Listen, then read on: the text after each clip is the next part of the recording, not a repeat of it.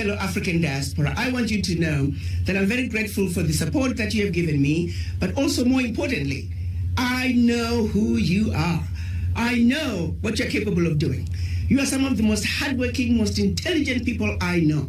It will be a shame if we sit back with everything that we know and all the wealth that we have collectively and allow our Africa come July of 2020, when the African Continental Free Trade Area is being implemented. It would be a shame if you stayed on the sidelines and allow others outside Africa to come and take over your Africa. Let's come together. Let's respond to the call from our African heads of states. They're asking us to speak with one voice, as one Africa, as one continent. That means we must unite.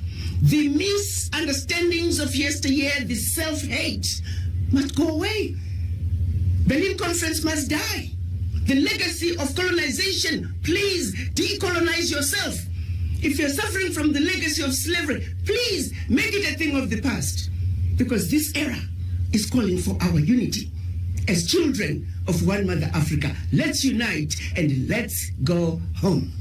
So it's easier for you to look at Africa and say, that is my continent. What does it take to grow wheat, to feed 1.27 billion people? What does it take to build roads that 1.27 billion people need to move around the continent? What does it take to provide health care to 1.27 billion people, education to 1.27 billion people? Do you realize that in the history of the African continent, that has never been done? That has never been done.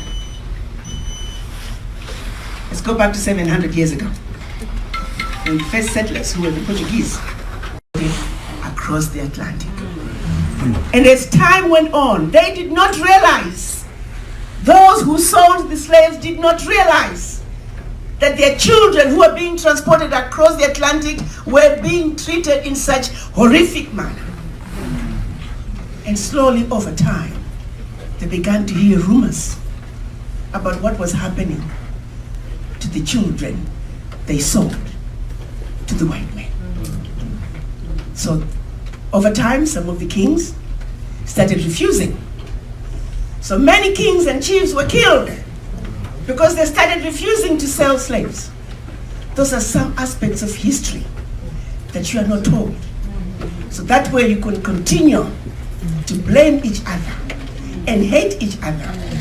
We call that divide and conquer. Just keep lying to them. Just keep telling them half-truths so they can continue to hate each other. The question I have is, how long are we going to continue to be stupid? How long are we going to glaze over the truth and, programmed as we are, accept the lies? Because that's what we are comfortable with. Come 1884. After having traveled the breadth of the African continent and found some of the most intelligent, resilient, hardworking people, the British and other colonizers wondered, how on earth are we going to conquer such a resistant, intelligent group of people? So they set out to systematically make us, the Africans, believe that everything African was bad and everything European was better. Furthermore, as they were looting from the Africans, pretty soon they started looting from each other. You see, France here looted from the British, and then Portugal comes and loots from the British what they had looted from France.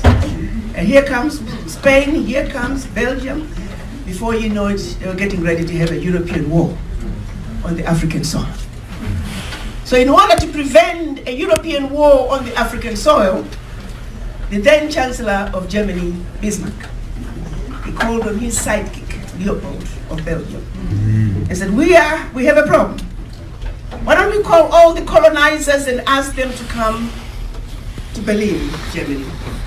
Let's meet and organize ourselves and see how we can effectively loot from these monkeys. That's what they called us then.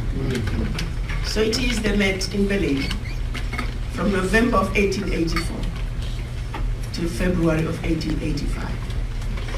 They met to see to it that Africa and her children are forever defeated and dominated. I repeat, they met in Berlin, Germany, to organize themselves in order to see to it that Africa and her children are forever defeated and dominated. That was 135 years ago. History tells us they sat across a great big old table with a big map of Africa across from them. While the Africans were asleep in Africa minding their own business, they proceeded to chop Africa up into tiny little countries, all designed to come up with a continent